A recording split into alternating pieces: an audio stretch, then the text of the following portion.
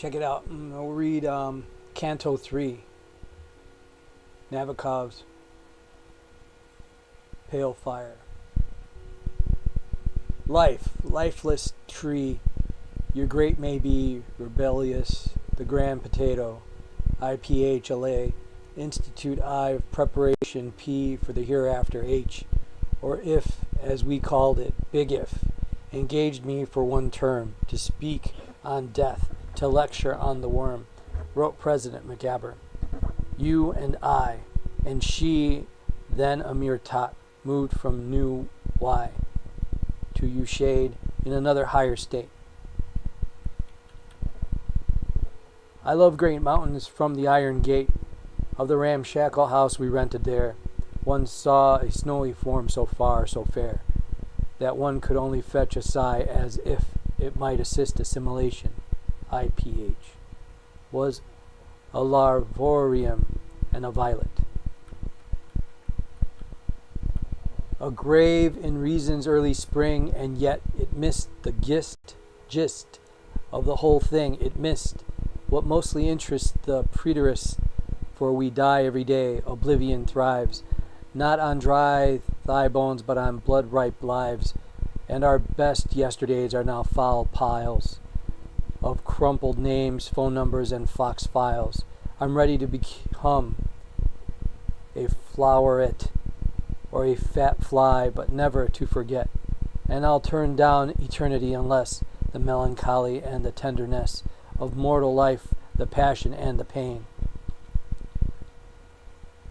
The claret tail light of that dwindling plane off Hesperus, your gesture of dismay on running out of cigarettes the way you smile at dogs, the trail of silver slime snails leave on flagstones, this good ink, this rhyme, this index card, this slender rubber band, which always forms when dropped an ampersand, are found in heaven by the newly dead, stored in its strongholds through the years.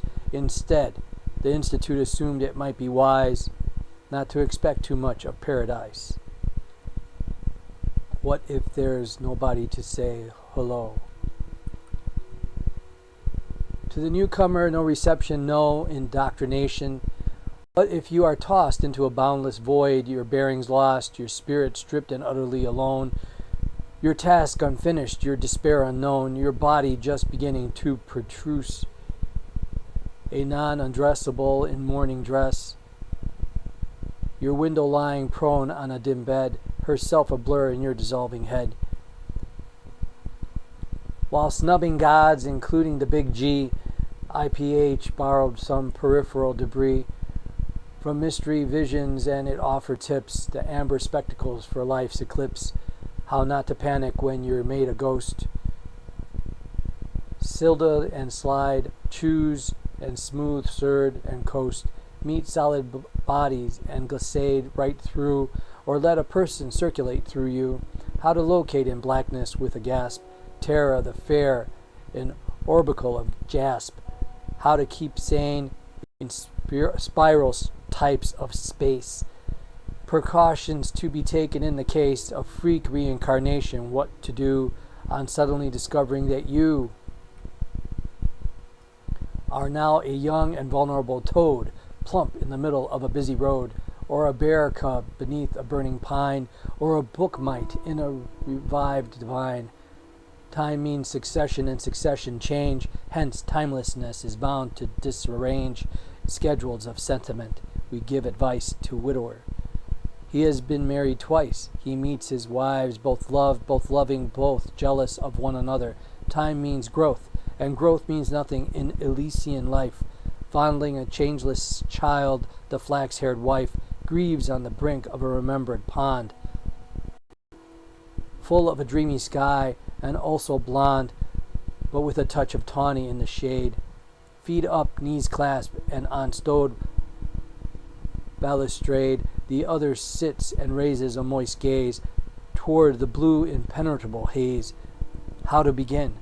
Which first to kiss? What toy to give the babe? Does that small solemn boy know of the head-on crash which on a wild March night killed both the mother and the child, and she, the second love, with instep bare in ballerina black, Why does she wear the earnings from the other's jewel case? And why does she avert her fierce young face? For as we know from dreams, it is so hard to speak to our dead, dear dead. They disregard our apprehension, queasiness, and shame, the awful sense that they're not quite the same, and our school chum killed in a distant warm is not surprised to see us at his door, and in a blend of jauntiness and gloom points at the puddles in his basement room. But who can teach the thoughts we should roll call when morning finds us marching to the wall under the stage direction of some goon political, some uniformed baboon? We'll think of matters only known to us, empires of rhyme, Indies of calculus. Listen to distant cocks crow and discern upon the rough gray wall a rare wall fern. And while our royal hands are being tied, taunt our inferiors, cheerfully deride the dedicated imbeciles and spit into their eyes just for the fun of it. Nor can one help the exile, the old man dying in a motel with a loud fan revolving in the torrid prairie night, and from the outside bits of colored light reaching his bed like dark hands from the past. He suffocates and conjures in two tongues, the nebulae dilating in his lungs. A wrench, a rift, that's all one can foresee. Maybe one finds le grand néant, maybe again one spirals from the tuber's eye. As you remarked the last time we went by the Institute, I really could not tell the differences between this place and hell. We heard cremationists guffaw and snort at Gaberman's denouncing the retort as detrimental to the birth of wraths. We all avoided criticizing faiths.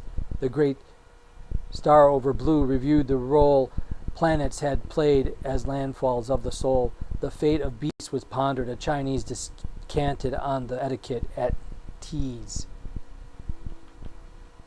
With ancestors and how far up to go, I tore apart the fantasies of Poe and dealt with childhood memories of strange, narcotious gleams beyond the adult's range.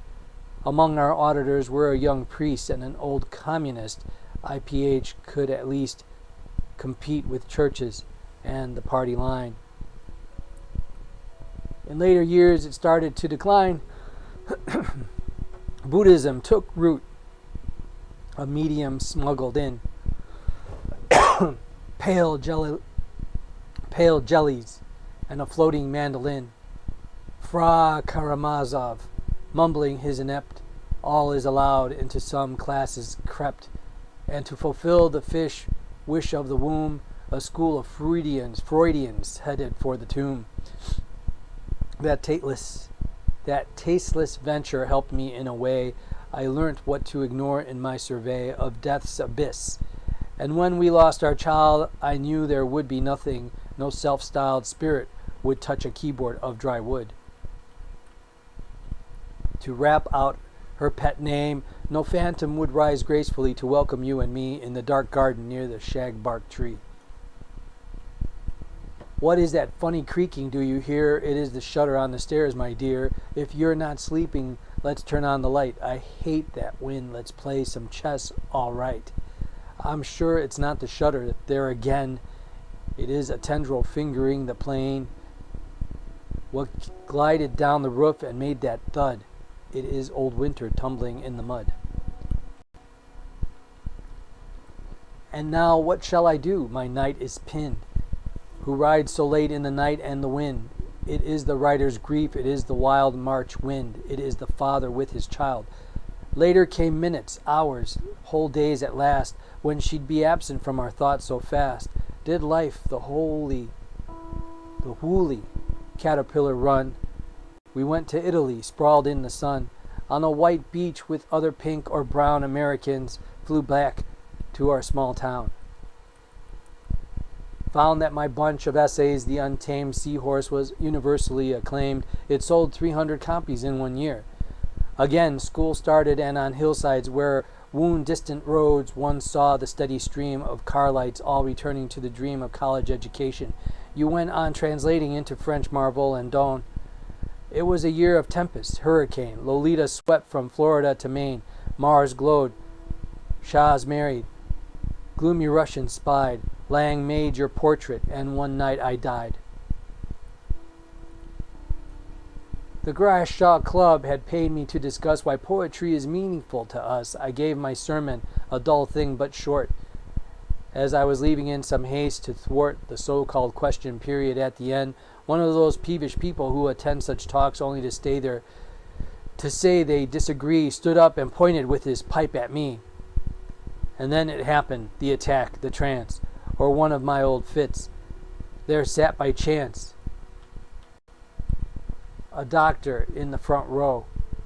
At his feet, partly I fell. My heart had stopped to beat, it seems, and several moments passed before it heaved and went on trudging to a more conclusive destination. Give me now your full attention. I can't tell you how. I knew, but I did know that I had crossed the border. Everything I loved was lost, but no aorta could report regret. A son of rubber was convulsed and set, and blood black nothingness began to spin, a system of cells interlinked within.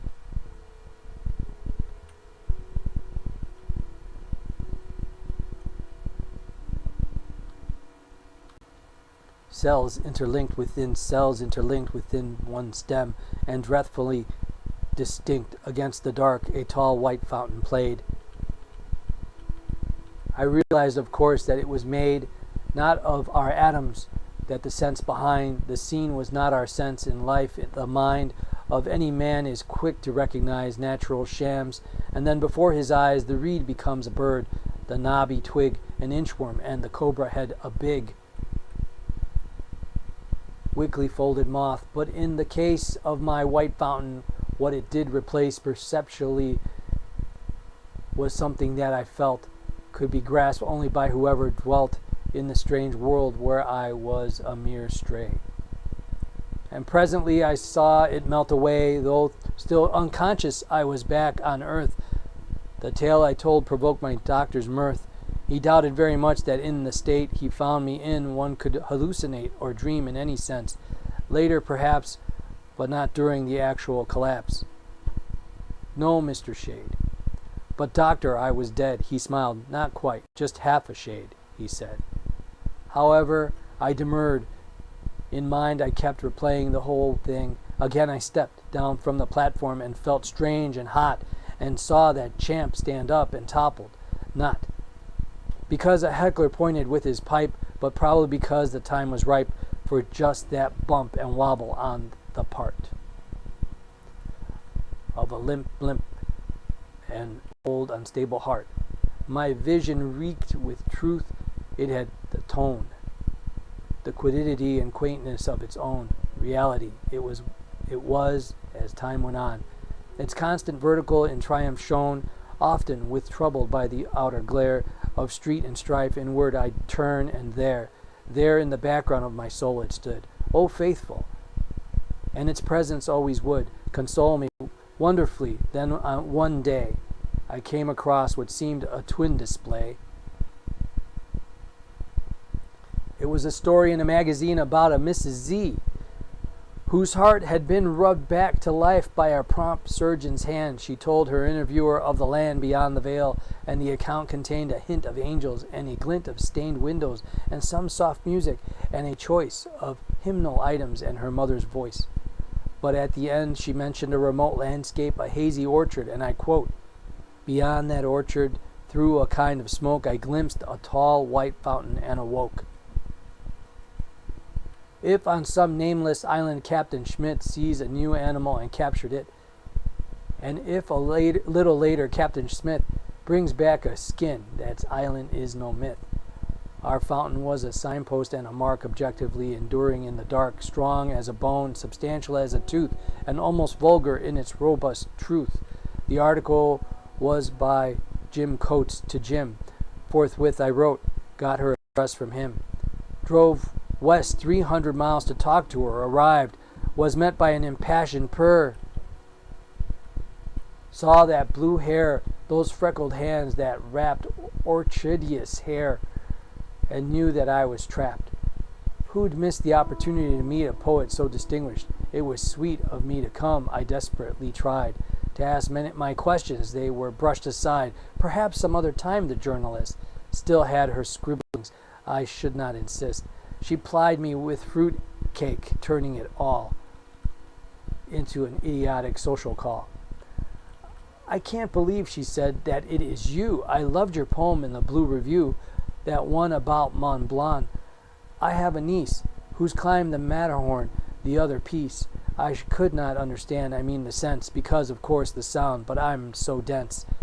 She was, I might have persevered, I might have made her tell me more about the white fountain we both had seen beyond the veil. But if I thought I mentioned that detail, she'd pounce upon it, and upon a fond affinity, a sacramental bond, uniting mystically her and me, and in a jiffy our two souls would be brother and sister trembling on the brink of tender incest. Well, I think, it's getting late. I also called on Coates. He was afraid he had mislaid her notes. He took his article from a steel file. It's accurate. I have not changed her style. There's one misprint, not that it matters much. Mountain, not fountain. The majestic touch. Life everlasting based on a misprint. I mused as I drove homeward, take the hint, and stop investigating my abyss. But all at once it dawned on me that this was the real point, the contrapuntal theme. Just this, not text but texture, not the dream, but a topsy-turvical coincidence. Not flimsy nonsense, but a web of sense. Yes, it sufficed that I, in life, could find some kind of link and bobolink, some kind of correlated pattern in the game. Plexed artistry and something of the same pleasure in it as they who played it found. It did not matter who they were. No sound, no furtive light came from their involute abode, but there they were, aloof and mute, playing a game of worlds, promoting pawns to ivory unicorns and ebon fawns, kindling a long life here, extinguishing a short one there, killing a Balkan king, causing a chunk of ice formed on a high-flying airplane to plummet from the sky, and strike a farmer dead, hiding my keys, glasses, or pipe, coordinating these events and objects with remote events, and vanishing objects, making ornaments of accidents and possibilities. Storm-coated, I strode in. Sybil, it is, my firm conviction. Darling, shut the door. Had a nice trip? Splendid. But what is more, I have returned convinced that I can grope my way to some, yes, dear, faint hope.